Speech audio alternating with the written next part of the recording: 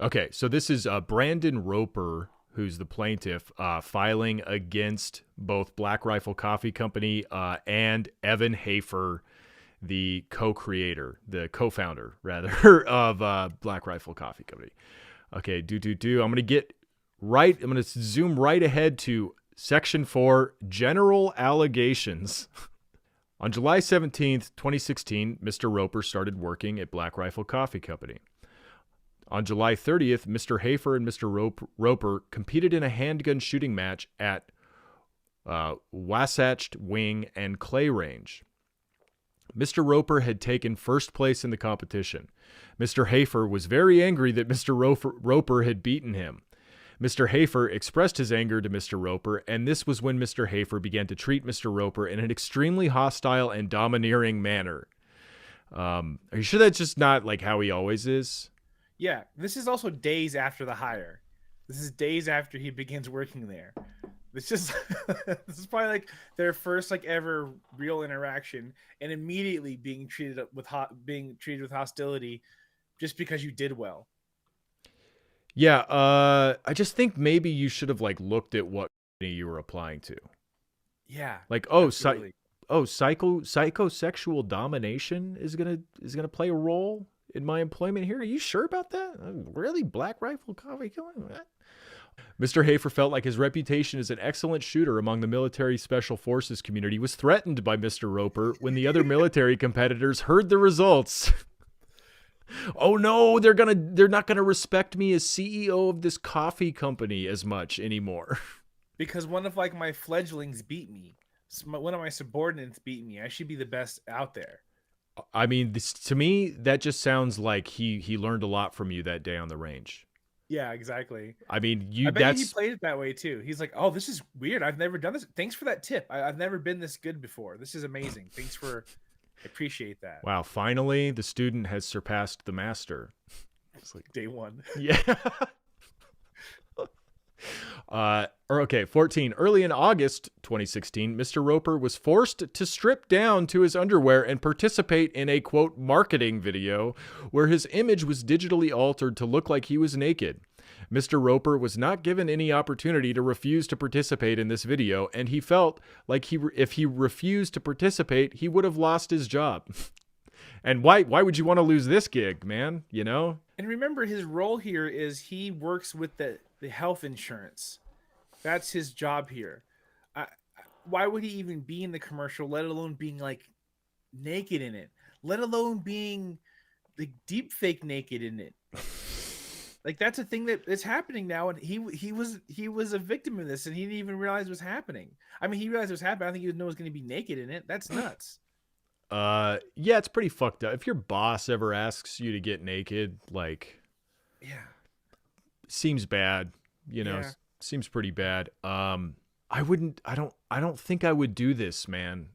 Like, you'd have to really convince me that the bit is really good. You know, this has to be a really good bit for me to get naked, and also like what did it say? What did it say about the commercial? It's supposed to look like a hot dog party. They say hot dog party. 15. Yeah. In the video, he is asked to pretend to do sit-ups in a room with various other men who are allegedly having a, quote, hot dog party.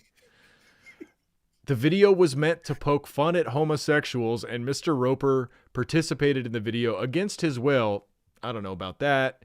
And as a condition of his employment. Like, you're an adult, man. You're like 25. You've like...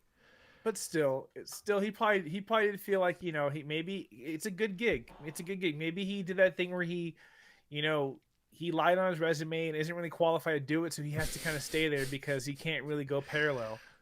You know, but like, I mean, I will say that usually when I'm in a room full of gay dudes and we're all hanging out, someone is going to start doing sit-ups naked in the middle of the room.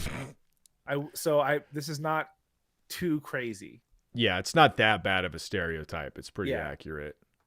I don't think they're called hot dog parties, though. No, definitely. Like, I mean, the joke is sausage party, right? Like, were they trying to tame down sausage? Was the sausage too horny? Yeah, hot dog party sounds like the name of a Bowling Rock song. 16. The video has been seen by thousands of persons on the internet, much to Mr. Roper's embarrassment and humiliation. Yeah, that's what happens with a company's advertising materials. Not to get too victim blamey here. I just don't have a lot of sympathy for Mr. Roper in this particular situation, but I am grateful for him filing this lawsuit. Yes.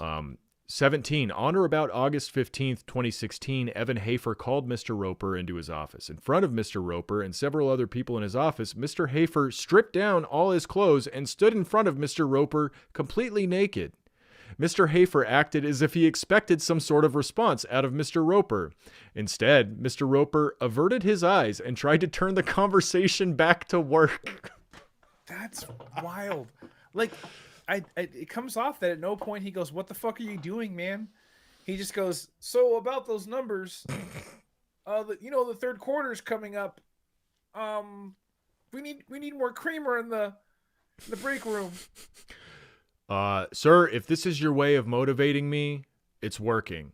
I would just walk back to my office. I'm on it, sir. Just maybe use the phone next time. Yeah, you could have FaceTimed me this, but they're not even the only ones in the room at this point. Yeah, there's other people in the room too. What is the deal with this place? This is supposed to be a real business. You can't just get naked in your office when other people are in it. Yeah, this is like that. This is the sense of humor. This is like how you joke around in the office is you call your subordinate in there and just get naked in front of them. Like that's what's up with this guy? He didn't even fucking laugh. Well, it's like you took maybe it's not even that. It's like you watch Wolf of Wall Street or something, and like you think that's how you have to run your coffee company. In Wolf of Wall Street, they brought in sex workers and cocaine. He didn't. Yeah. Leonardo DiCaprio didn't call in Jonah Hill into his office and just get naked and stand awkwardly in front of him. Like, that's insane. Just these people suck so bad. They're just like insane and have also zero imagination. That's just so alpha, though. Just getting naked. Just getting naked is alpha. Yeah, I believe that's like in the back of his head. That's probably what he was telling himself too. Several days later, Mr. Roper and Mr. Hafer were working alone in a conference room when Mr. Hafer turned to Mr. Roper and said, quote, "Why don't we close that door and butt fuck the shit out of each other?" Mr. Roper rejected the sexual proposition and the meeting continued in awkward tension. That's so wild. Like, and this is the thing where it's a kind of a bummer because it's like, is he joking? Does he mean it? Is this something he actually desires in his life? Is he able to get that? So I don't normally like the whole every homophobe is just a closet gay person. That's the most like charitable explanation for any of this because I mean it just like doesn't make sense otherwise. Yeah. Hey, why don't we, buddy, why don't we butt fuck each other, huh? Right? Like it's not a joke, certainly, but whether he's serious about it, that's another question. What's funny though is that he just went straight for I guess butt fucking each other is less gay than like, giving each other some blowies or hand jobs. Cause I mean that's wild to go straight to butt fucking with, that's just but I think butt fucking is less gay. Well, I think it's nice that he said butt fuck each other. He didn't just say, I'm going to butt fuck you. He said, no, it's going to be a give and take. Just like any any healthy boss employee relationship. Yeah, exactly. Balance. And then they continued that was the beginning of the meeting. That's how he opened. See, this is what we're missing out when we do work from home, everybody. Yeah. This is just, wow, just such good propaganda for the office real estate business. 19. After Mr. Roper had rejected Mr. Hafer's advances and failed to comment upon Mr. Hafer's nude body, Mr. Hafer became openly hostile to Mr. Roper. 20. By approximately early September 2016, Mr. Hafer started calling Mr. Roper, quote, Mountain Jew, as a derogatory term because he was one of the few Latter-day Saints in the office. I've never heard this slur for Mormons, a mountain Jew. Well, we don't live in Salt Lake, so I'm sure that's a local colloquialism.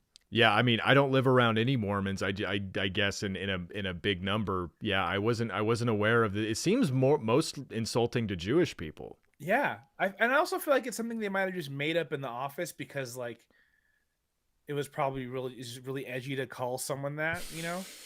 Yeah, it does sound like a fucking Reddit slur. Yeah. It does sound like an epic, intentionally offensive slur. He's still Mormon, I guess, and that's weird. Yeah, that's what I meant. Why is he even working at the coffee shop, right? Right. I don't care if you're not drinking it. You're like profiting from it. You know, it's a sin. He's probably like, hey, Roper, show me your magic underwear, bro. Let's butt fuck each other. Let me see the sheet you fucked through. What do you use? Hey, what's this soaking about? What's this soaking thing about? I got a third guy who can jump real good. Jump on the bed right next to us.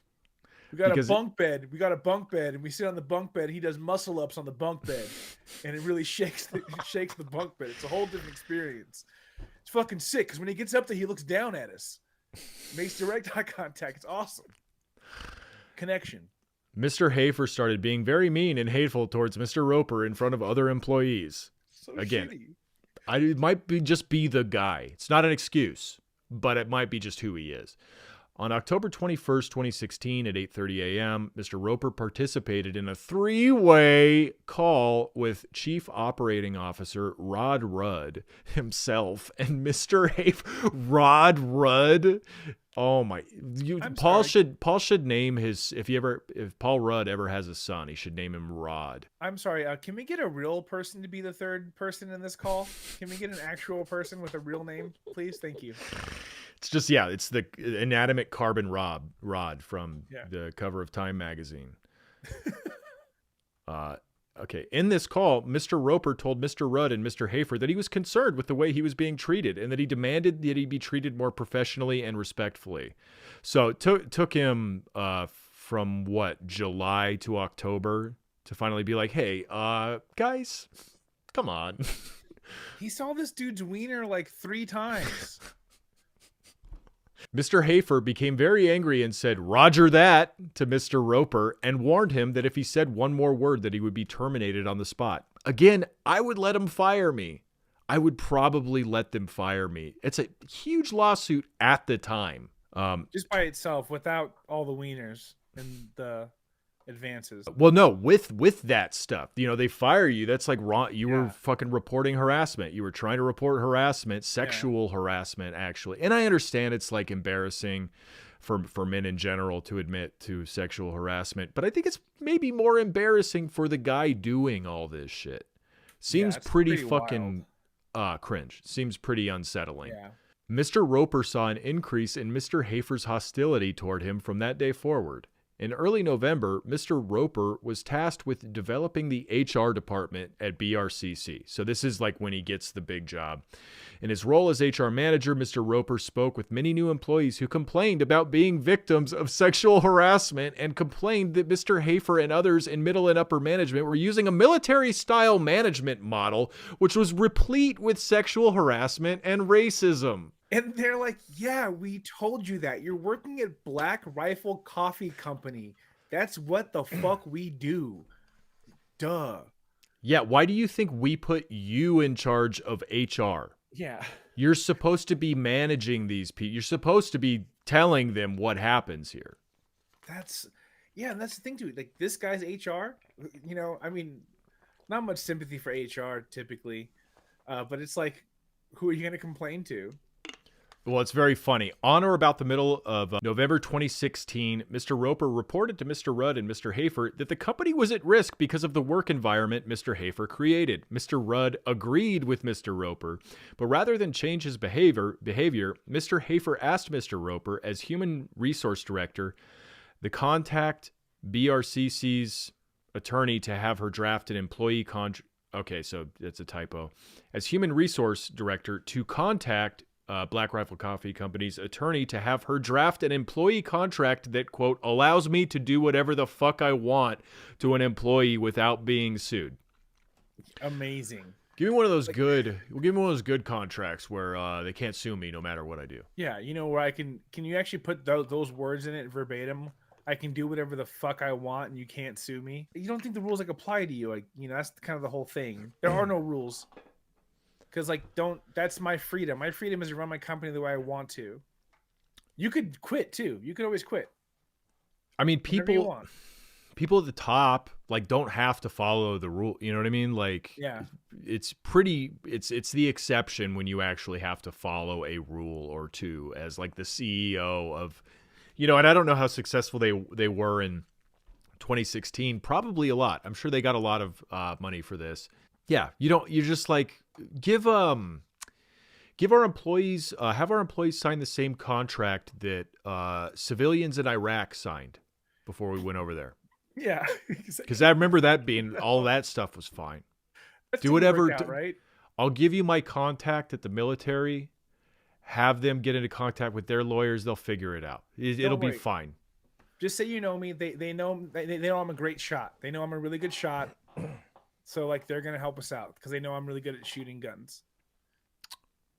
Yeah, listen, we did way worse shit to Iraq to people in Iraq, kids, and like never got a lawsuit, not a single lawsuit. So you better, I don't know, hit the books again. Listen, I personally, the way I run my business, I think you should never go over a 6-person human pyramid. I think once it's over a 6-person human pyramid, then you have to at least put clothes on them. That's just how I run. I wouldn't do like they did. That's fucked up. You go over 6 people and then OSHA gets involved. It's real fucking stupid. Scaffolding. You need scaffolding now. What else here? Oh yeah. Evan Hafer, this guy, also former CIA.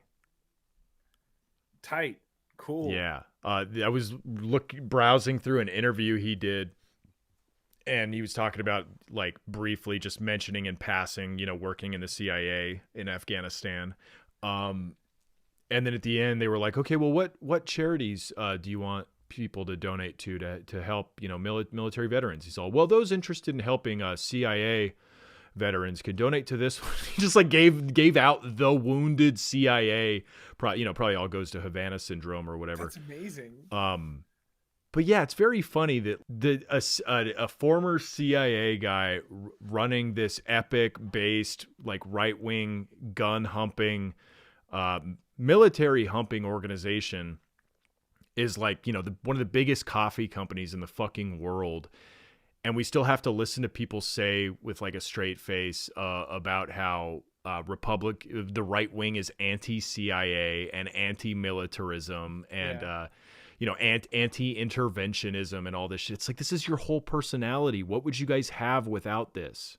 Like your whole ethos about bad men doing bad things to keep the world safe. Like, that's what the CIA thinks of themselves, bro. Like, I don't know what to tell you. Yeah, right. Give me one of those contracts. Get out of jail free cards. Yeah, please. Mr. Roper contacted Black Riffle Coffee Company's attorney with Mr. Hafer's request, and the attorney said that this was not possible. Still, Mr. Hafer continued to harass Mr. Roper and others at the workplace. Black Riffle Coffee Company did nothing to stop him. In December 2016, Black Riffle Coffee Company announced to its employees at the company Christmas party that it was going to provide the employees with a, quote, platinum medical plan. Mr. Roper was the HR director as well as an insurance agent and made arrangements to put this plan in place. This is where it gets really funny. At or about the end of December 2016, Mr. Hafer gave out year-end bonuses in the form of a custom-built Glock 43 handgun to each employee in the management team, except Mr. Roper. So fucked. Mr. Roper expressed his concern to Mr. Rudd about not getting a year-end bonus. Mr. Rudd told Mr. Roper that he had not received a gun because he had complained about Mr. Hafer's actions earlier in the year, and Mr. Hafer saw Mr. Roper as, quote, too emotional. Listen, I think that's great. I think it's nice that they consider that maybe this guy's too emotional to have a gun. The guy who beat me in a shooting contest 5 days after meeting him, that guy is too emotional to handle a weapon. So we were doing it for his own good, honestly. I love being called too emotional by the boss who strips down in front of you and stares at you. But hey, to be fair, his hand was steady the entire time. The whole time. I know that because he pointed it out to me. He actually held it up and said, look at how steady my hand is. It was really weird. Later, Mr. Hafer confronted Mr. Roper about the gun issue and told Mr. Roper that he had intended to give Mr. Roper a gun, but because, quote, he had cried like a pussy to Mr. Rudd about not getting a gun, that he would not receive one. While Mr. Roper did receive a financial year-end bonus because of his tenure and excellent performance, he did not receive the additional custom Glock 43 handgun bonus because he had complained about Mr. Hafer's harassment of him. I'm sorry, the guns were for team players. That's who the guns were for. So this is like, what, their first year? Their first Christmas party? He's giving out a handgun, a custom Glock 40. That's like I don't know specifically. A Glock is an expensive gun. That's like probably $1,000. Probably $1,000 gun, somewhere around there. I mean, if it's custom and whatever, and it's also them doing it, so of course it's $1,000. To each one of your management team, in addition to the year-end bonuses. Yeah, probably just like flush with dark money. Yeah. Oh, absolutely. It has to be. The stuff that they sponsor is absurd. Like they do all the extreme sports stuff. They do all those Hoonigan races and stuff like that. They had like a plane in one of like the Hoonigan videos. And it was like sponsored by them and it's like a sheriff's department together. Yeah, that makes sense. Better get a gun for Christmas. In January 2017, further harassment and hostility continued against Mr. Roper. A large part of the harassment focused on the fact that Mr. Roper had not served in the armed services. Additionally, there was a focus on the things which other employees had done in the military which Mr. Roper had not done, like have sex with multiple women, engage in anal sex, frequent strip clubs, and other sexual exploits which are viewed as taboo in the Mormon faith. I don't know, doing sex crimes while in the military also viewed as taboo in half of the circles in America, at least. You know, they were like, dog, you've never murdered a man. You've never seen the life leave someone's eyes because you did that. You've never felt that. So go do that. Come back. Maybe you can get a gun. Maybe we'll get you a gun for next Christmas, but you got to kill a man with it. On or about January 2017, Scott Bollinger, the executive vice president of Black Riffle Coffee, pressured Mr. Roper into going into a strip club. First, Mr. Bollinger ridiculed Mr. Roper for never having been to a strip club, and then he paid his entry fee. See, that's a friend, though. Make fun of you, but then he's got your back with a ticket as he shoves you into a place you don't want to go. I bet these guys are the worst to have at the club. Oh my God, they are probably awful to have at the club. And you know these dudes don't spend money. Yeah, I don't really want to go to a strip club in general, but like these guys would probably be the last people I would want to go with. Yeah, they're probably no, thank you. Yeah, it would just be like speaking in code to each other the whole time. What do you think we should do? Maybe a Delta minor 7 on this one over here? Yeah. First, Mr. Roper ultimately went to the strip club with his coworkers because he felt like he could not say no, and if he did, that his job would be in jeopardy. Again, you don't want to lose this one. No. While at the strip club, Mr. Bollinger was not satisfied with Mr. Roper simply being in the club, but insisted on paying for him to have a private dance. Mr. Roper was humiliated and embarrassed, but did not want to be seen as more of an outsider than he was, and endured the events. You should want to be seen as an outsider to these guys. Yeah, absolutely. You should make it really clear that you don't fit in, and that you actually have a totally separate job, and you're actually just HR. You don't really have much to do with the company. You know, you kind of you want to separate yourself from these people. I still love that they made him HR. He's like, listen, you spoke up when I stripped down butt ass naked in front of you, and that takes guts. Yeah. I think but I also like him coming to them as HR and being like, wow, it's a really bad environment here. Like the employees you're like endangering the whole company by doing this. Like the one instance of an HR manager actually being on the side of the employees. And it's just not effective at all. Yeah. I mean, because he's not really on the side of employees. He's on the side of himself keeping this job for whatever reason. Rather than help him fit in more, the strip club outing became a source of yet more sexual harassment. No shit, dog. No way. Mr. Evans made the comment to him that the strip club was the first time Mr. Roper has probably ever seen a vagina up close. Mr. Roper is divorced with 5 children. So there.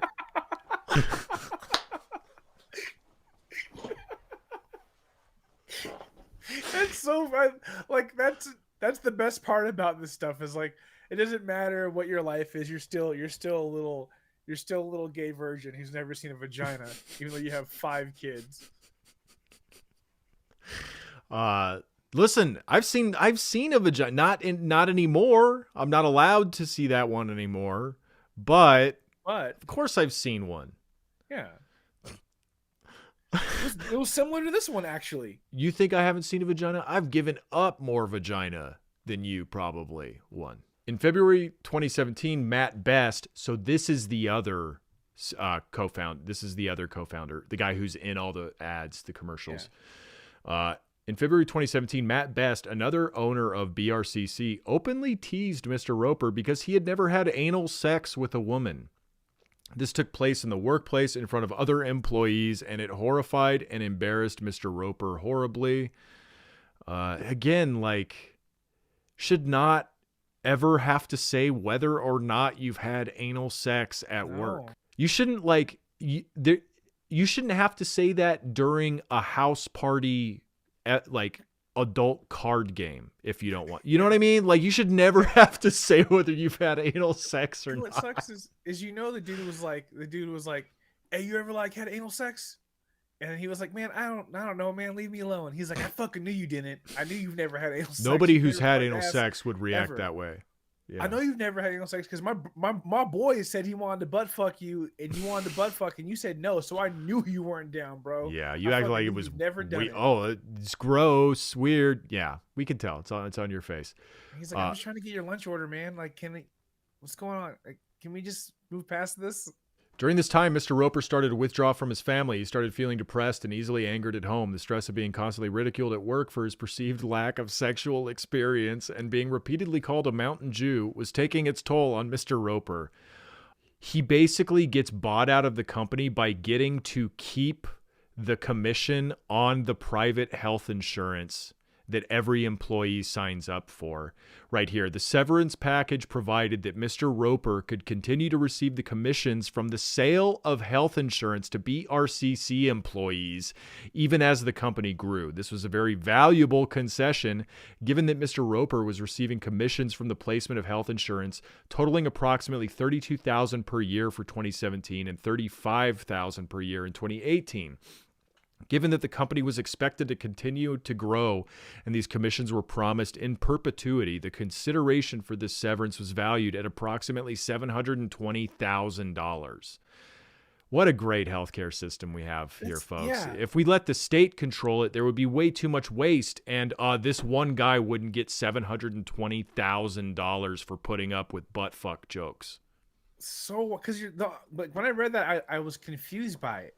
Only because it's just like, man, and that's the answer. This whole thing's fucked. This whole system's fucked. For this to be a way to problem solve this is fucking wild.